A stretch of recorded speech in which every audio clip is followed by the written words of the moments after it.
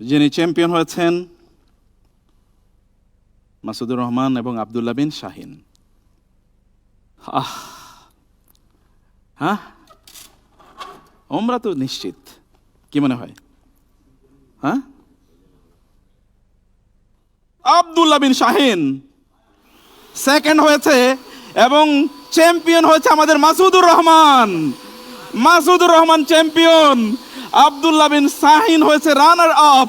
আব্দুল্লাহ বিন শাহিনের জন্য রয়েছে 2 লক্ষ টাকা এবং মাসুদুর রহমান 3 লক্ষ টাকা। প্রিয় দর্শক, এবং আমাদের এই প্রতিযোগী 3 জনের জন্য রয়েছে ওমরা করার সুযোগ। এবং আমি আসুনা ট্রাভেলসের সম্মানিত সিইওকে অনুরোধ করব এদের হাতে ওমরার টিকিট তুলে দেওয়ার জন্যে।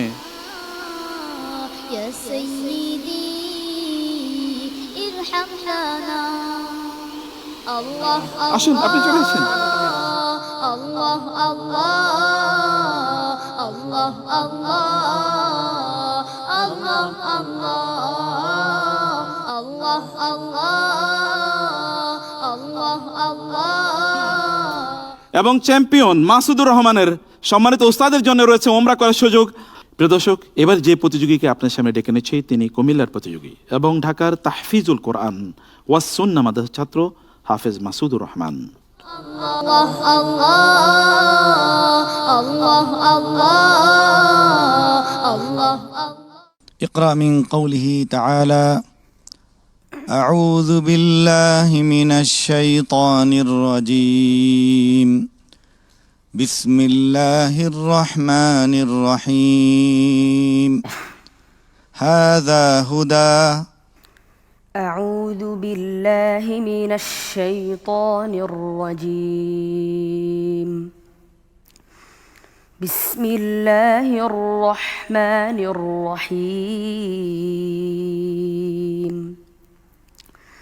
هذا هدى والذين كفروا بآيات ربهم لهم عذاب من رجز أليم الله الذي سخر لكم البحر لتجري الفلك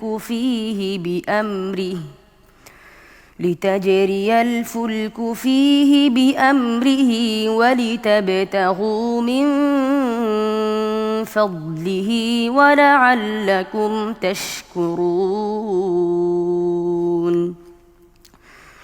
وسخر لكم ما في السماوات وما في الأرض جميعا منه إن في ذلك لآيات لقوم يتفكرون قل للذين آمنوا يغفروا للذين لا يرجون أيام الله ليجزي قوما بما كانوا يكسبون من عمل صالحا فلنفسه ومن أساء فعليها ثم إلى ربكم ترجعون ولقد آتينا بني إسرائيل الكتاب والحكم والنبوة ورزقناهم من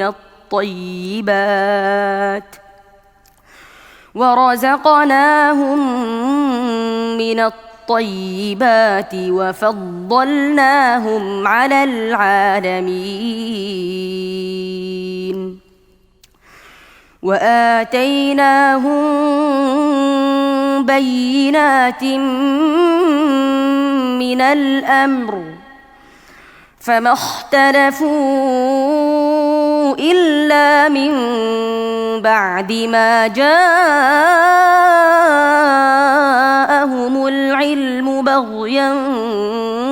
بينهم إن ربك يقضي بينهم يوم القيامة فيما كانوا فيه يختلفون حسبك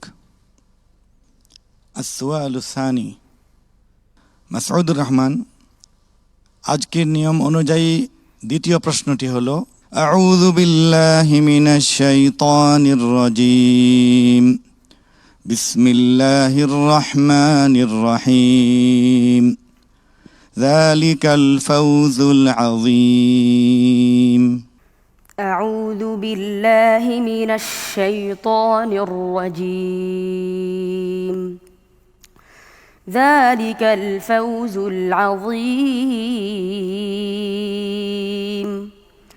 لله ملك السماوات والأرض وما فيهن وهو على كل شيء قدير بسم الله الرحمن الرحيم الحمد لله الذي خلق السماوات والأرض وجعل الظلمات والنور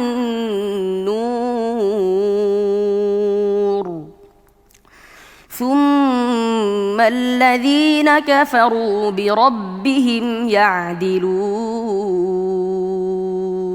আর কোথায় আছে ذلك الفوز العظيم وجاء المعذرون من الأعراب ليؤذن لهم وقعد الذين كذبوا الله ورسوله سيصيب الذين كفروا منهم عذاب أليم আর কোথায় আছে ذلك الفوز العظيم وممن حولكم من الأعراب منافقون ومن أهل المدينة مردوا على النفاق لا تعلمهم نحن نعلمهم سنعذبهم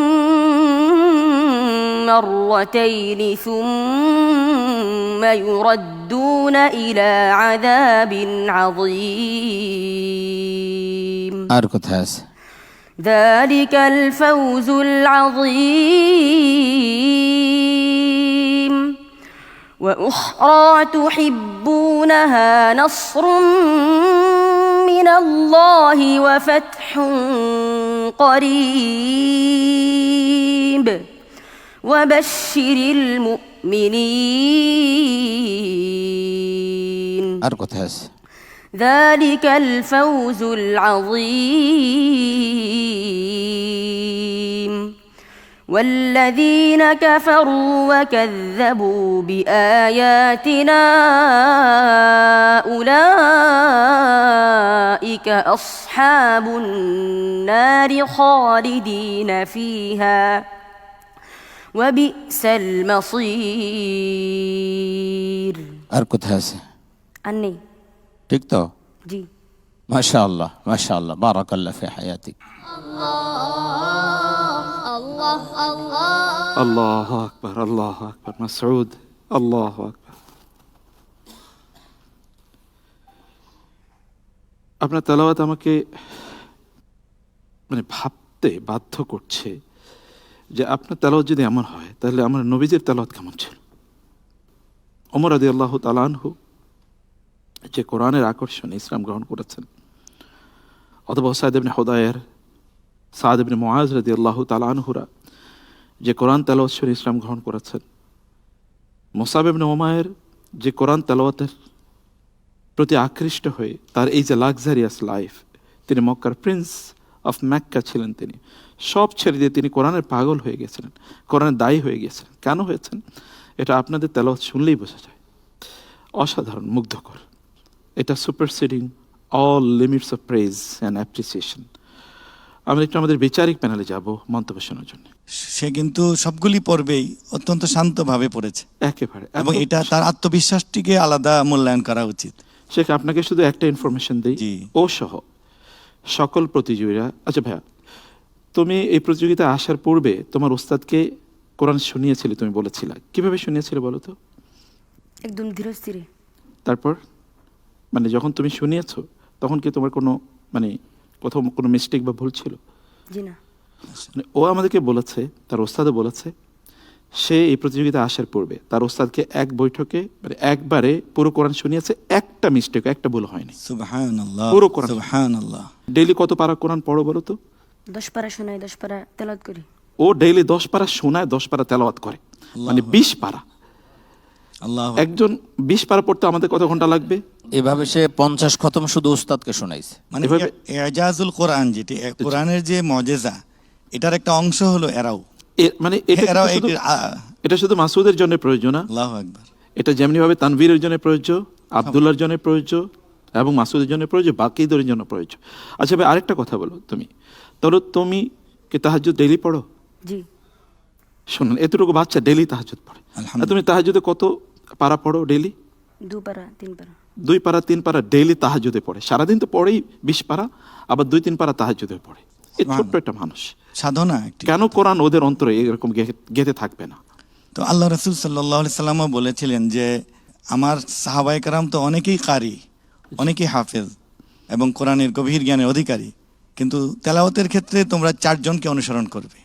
এবং নবীজি তাদেরকে একটা বিশেষ অবস্থানে মর্যাদায় অধিষ্ঠিত করেছিলেন।